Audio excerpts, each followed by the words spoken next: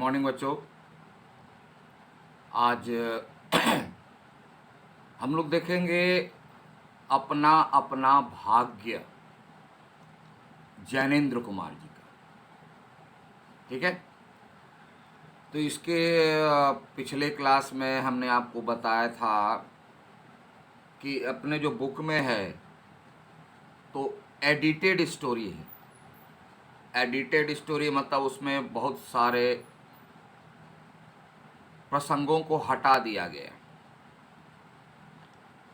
एक बात मैं अपनी ओर से आपको कहना चाह रहा हूँ कि हम लोगों ने पढ़ा है, समझा है और संभवतः आपको याद भी होगा क्या कि शब्दों के अर्थ प्रसंगवश बदल जाते हैं और बहुत कुछ बातें समझ में नहीं आती है या आएगी तो उल्टा समझ में आएगा।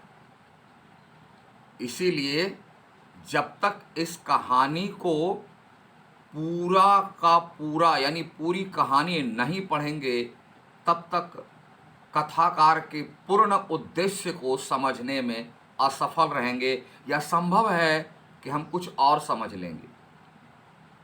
इसलिए आपको मैंने कहा भी है कि आप इसे डाउनलोड कर लेंगे पूरी स्टोरी, और टीचमेंट के स्टडी मटेरियल में पीडीएफ में भी लोड भी है। तो आइए इसको हम पूरी कहानी पढ़ेंगे, तभी हमको कुछ भी समझने में आराम होगा। बिना पूरी कहानी पढ़े मेरे दृष्टिकोण में यह सही नहीं है। अब इस पर आलोचना छोड़ दीजिए कि क्या हुआ, कैसे हुआ, हम लोग पूरी कहानी को पढ़ेंगे। तो जैनेंद्र कुमार जो है, सबसे पहली बात ये 2-3 बातें जान लीजिए कि यह बहुत ही सूक्ष्म बातों को समझकर लिखने वाले कथाकार हैं। हम कह सकते हैं कि मनोवैज्ञानिक तरीके से कथा लिखने में पूर्ण एक्सपर्ट है।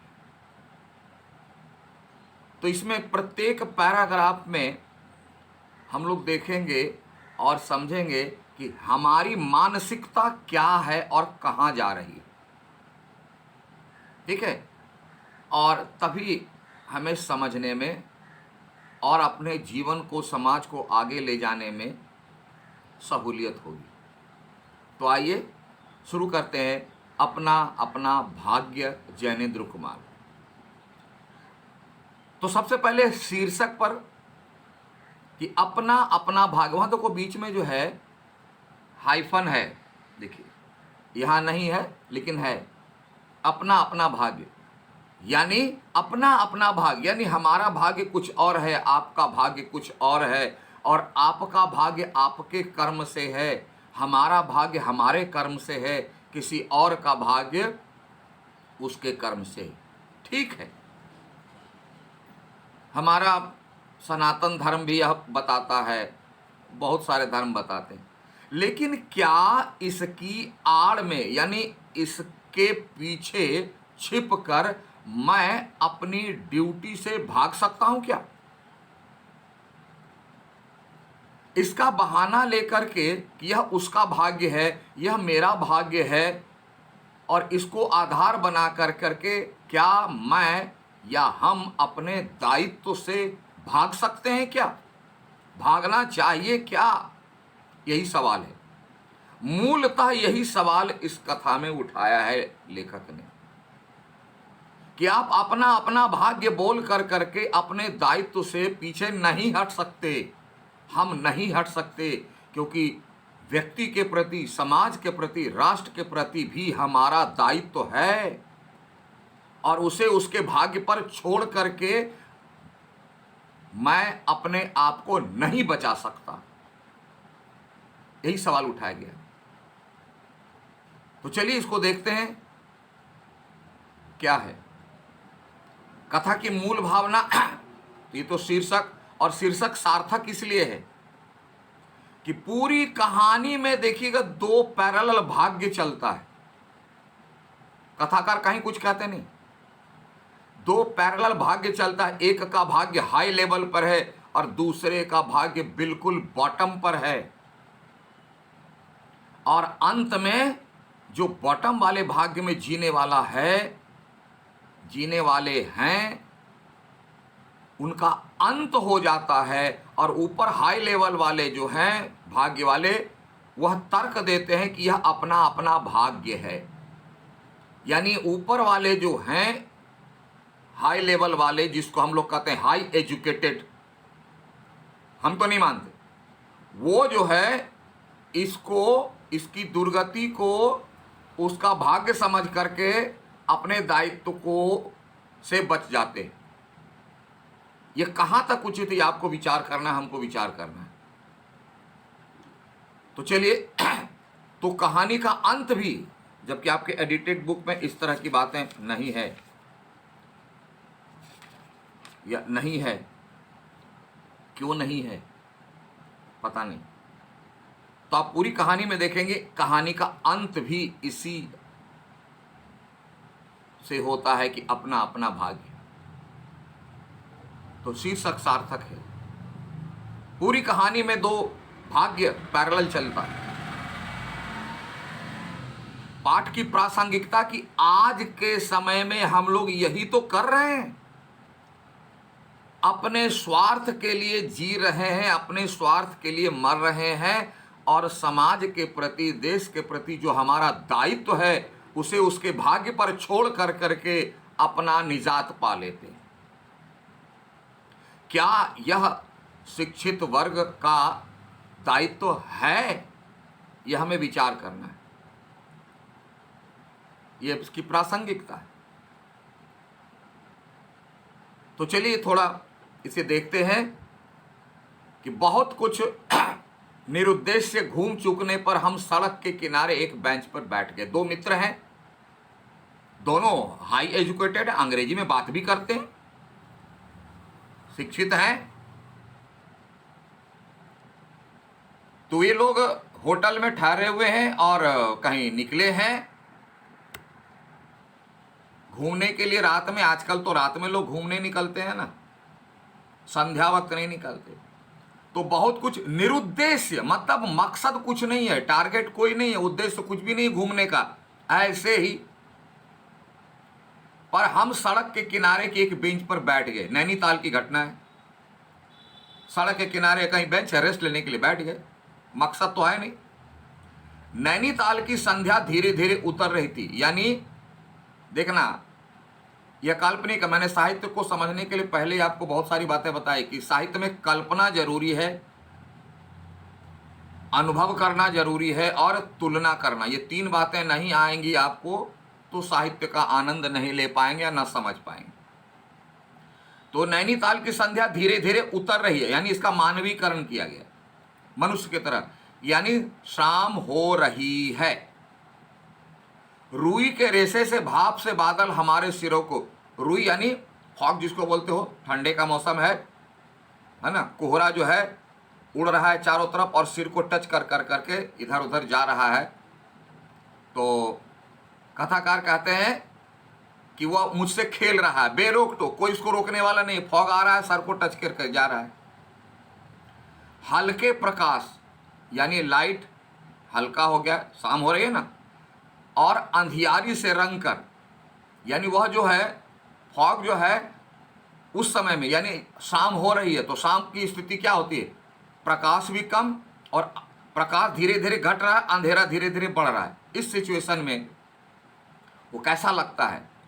तो वही कह रहा है, प्रकाश और अंधियारी से रंग कर कभी वे नीले दिखते, कभी सफ़ेद, और फिर देर में मतलब थोड़ा अगर टाइम पास होता है तो अरुण यानी लाल पड़ जाते। शाम का वक्त देखोगे सूरज की रोशनी में लालिमा आ जाती है और हर चीज़ कलरफुल दिखाई देता है। लालिमा मैंने लालिमा युक्त दिखाई देती है। वे जैसे हमारे साथ खेलना चाह रहे, मतलब फॉग आया, टच किया, इधर गया उधर गया, खेलना चाह रहे। संध्या कालीन वर्णन, और भी कैसा साहित्यिक प्राकृतिक वर्णन। अब उसके बाद आगे देखिए क्या है कि पीछे हमारे पोलो वाला मैदान फैला था। वो नाम है मैदान का, वहाँ पोलो खेल होता है, आप लोग जानते होंगे। सामने, अब देखो यह किस समय की कथा है? ब्रिटिश के समय की कथा है। तो सामने अंग्रेजों का एक प्रमोद गृह था, प्रमोद गृह क्लब को बोलते हैं। अंग्रेजी में आजकल क्लब है, हिंदी में उसको बोलते हैं प्रमोद गृह। प्रमोद का मतलब होता है आनंद, मनोरंजन, गृह मतलब घर। तो क्लब में अक्सर लोग ऐसे ही जाते हैं जहां सुहावना मतलब बहुत खूबसूरत, रसीला, आनंद देने वाला बाजा बज रहा है, माने म्यूजिक, ड्रम वगैरह बजा रहे होंगे, और पार्श्व में यानी बगल में वही सुरम में अनुपम नैनीताल। पार्श्व मतलब बगल में, सुरम में मतलब बहुत सुंदर दृश्य, प्राकृतिक दृश्य वाला, अनुपम जिसकी तुलना नहीं की जा सकती है, नैनीताल। यानी नैनीताल का दृश्य संध्या के समय, शीतकालीन समय है। आप देखो ताल में किश्तियां, ध्यान देना, अब यहां से शुरू हो गया, सब जगह कंपैरिजन है। ताल यानी तालाब में, किश्तियां छोटी छोटी नावें अपने सफेद पाल, है ना, नाव में देखोगे कपड़े का पाल बना कर करके लोग चलाते हैं, क्योंकि हवा जिधर जाएगी पाल लगा दो, नाव को खेने की आवश्यकता नहीं है, वह पाल ही को ही नीचे से लोग घुमाते हैं, डायरेक्शन देते हैं और नाव उसी दिशा में जाती है। एक दो अंग्रेज यात्रियों को लेकर इधर से उधर खेल रही, पैसेंजर को लेकर के बोटिंग। कहीं कुछ अंग्रेज एक एक देवी सामने प्रतिस्थापित कर, यानी एक देवी, अब कौन सी देवी है थोड़ा आगे पढ़ लेते हैं। प्रतिस्थापित कर यानी बिठाकर, जैसे मूर्ति को स्थापित करते हैं, अपनी सुई सी शक्ल की डोंगियों को। डेंगी नाव कैसी होती है, एकदम इस तरह से होती है डोंगी, मन आगे जो है पॉइंटेड, देखे होगे ना बोटिंग में, आगे पॉइंटेड पीछे पॉइंटेड, नुकीला, और बीच में उसी तरह सुई की शक्ल सी डोंगियां मतलब छोटी नावें, मानो शर्त बांधकर, यानी कंपटीशन, कौन आगे जाएगा, सरपट दौड़ा रहे हैं, फास्ट बोटिंग कर रहे हैं, दौड़ा रहे हैं। तो यह जो है एक एक सामने देवी प्रतिस्थापित कर, कौन ये देवियां हैं, ये उनकी पत्नियां हैं, ये उनकी पत्नियां हैं। अपनी पत्नी को सामने बिठा दिया है और बोटिंग कर रहे हैं लोग। क्यों है आगे चलेंगे तो पता चल जाएगा। कहीं किनारे पर कुछ साहब बंसी डाले, माने कुछ साहब लोग हैं बंसी डाले, बंसी मछली पकड़ने वाले, सधैर्य माने बिल्कुल पेशेंस के साथ, एकाग्र ध्यान से, एकस्थ एक ही ओर ध्यान लगाकर, एकनिष्ठ सिर्फ उसी के बारे में सोचना, मछली चिंतन कर रहे थे। मैंने पूरी शरीर की शक्तियां, पूरी मन की शक्तियां लगा दिया मछली चिंतन में, कि मछली पकड़ेंगे, रास्ते में जाएंगे, ये मसाला लेंगे, वो मसाला लेंगे, वाइफ पत्नी को बोलेंगे ऐसे खाना बना, वगैरह वगैरह वगैरह, चिंतन में लगे हुए। और पीछे लॉन में बच्चे किलकारियां मारते हुए हॉकी खेल रहे थे। बच्चे लोग भी अपना हॉकी खेल रहे हैं, तुम लोग भी कहीं जाते हो तो खेलते हो, अगर पिकनिक वगैरह कहीं गए तो वहां खेल रहे हैं, उधर लोग खाना बना रहे हैं। आ रही बात समझ में। और आइए आगे, शोर, मारपीट, गाली गलौज, यानी अपशब्दों का प्रयोग भी हो रहा है, जैसे खेल का ही अंश था। यानी जब तक खेल में अपशब्दों यानी स्लैंग का यूज नहीं करेंगे तो लोग, कुछ लोगों का मानना है खेल में मजा नहीं आता है। जैसे बहुत सारी पार्टियों में बोलेंगे जब ये नहीं रहेगा ना तो मजा नहीं आता, ये लोगों का अपना थिंकिंग है। इस तमाम खेल को उतने क्षणों का उद्देश्य बना, वे बालक यानी बच्चे लोग अपना सारा मन, कुछ बच्चे जो खेल रहे थे, सारी देह यानी फुल बॉडी, समग्र बल यानी पूरी ताकत, समूची विद्या, जितना उसको नॉलेज था सब मानो खत्म कर देना चाहता। मानो खेल में इतने लीन थे, जो हो रहा है सब उसी में, उसके लिए बाहरी दुनिया कोई मायने नहीं रखती। उन्हें आगे की चिंता न थी कि इसके बाद क्या करेंगे नहीं करेंगे, कोई चिंता न थी। बीते का ख्याल न था, यानी पास्ट के बारे में कोई चिंता नहीं। वे शुद्ध तत्काल के प्राणी थे। मतलब तत्काल के प्राणी मतलब जो सामने है उसी के बारे में सोचना और करना, पास्ट और फ्यूचर जीरो। वे शब्द की संपूर्ण सच्चाई के साथ जीवित है। याद रखना, शब्द की संपूर्ण सच्चाई, यानी हमारे जीवन में जो भी शब्द हैं उसका एक अपना अर्थ होता है। और उसी अर्थ को नहीं समझना बड़ी भूल होती है।